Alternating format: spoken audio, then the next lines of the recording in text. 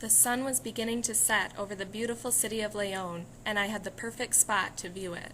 I stood atop the Cathedral de León, a central point in León, Nicaragua, gazing at the city and the distant volcanoes that surrounded it.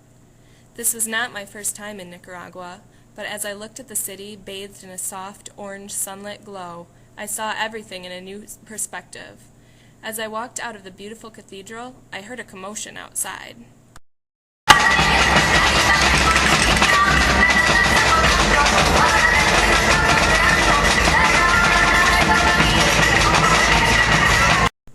A large crowd had gathered in the square outside of the cathedral.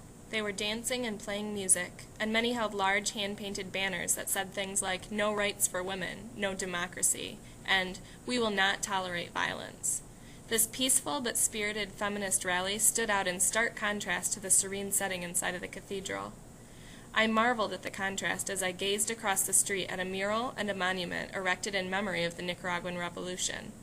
These three items, the cathedral, the revolutionary monument, and the feminist rally, represented some pretty important issues in Nicaragua: Catholicism, politics and war, and women's rights. While all three stood out in stark contrast to one another, I knew they were very much related. The Nicaraguan Revolution had brought about significant social change and had greatly improved conditions for women in Nicaragua. However, I discovered that the male machismo attitude, deeply ingrained in Nicaraguan culture, still existed. Additionally, women still faced oppression from the government.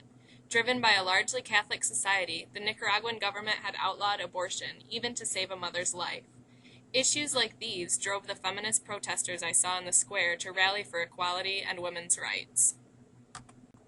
The effects of the revolution on women's rights were more apparent in the city, where the middle and upper class lived. Many of the more well-off women had the same opportunities as men. Yerlena, a friend I met on the trip, was attending college alongside her boyfriend, and she planned to become a psychologist. She was very much the picture of the independent woman that I was used to seeing in the United States. It was the women who lived in the poorer rural communities that I worried about. My friend Fabricio told me that domestic violence was a big problem in Nicaragua, especially in poor households. Throughout the rest of my week in Nicaragua, I spent a lot of time in the rural communities, and it became very apparent that women still held traditional roles. They were in charge of everything domestic and had little assistance from their husbands. Their daughters, however, went to school each day with the brothers. I couldn't help but wonder if their lives would be different from the lives of their mothers. Even in the schools, I could see that machismo still existed. The boys did everything separately from the girls. They played soccer games, and the girls weren't allowed to join. I could tell by their attitudes that the machismo of their fathers had influenced them. As I interacted with little girls throughout my week in Nicaragua, I couldn't help but think about the challenges that lay ahead for them. Cultural attitudes, government policies, religion, and poverty all acted as roadblocks to their success and equality in life. I thought back to the feminist rally, and it gave me hope.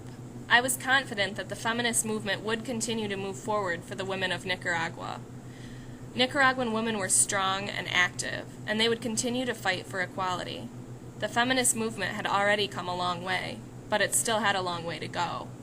Every step that feminism took in Nicaragua meant better opportunities for the next generation of women.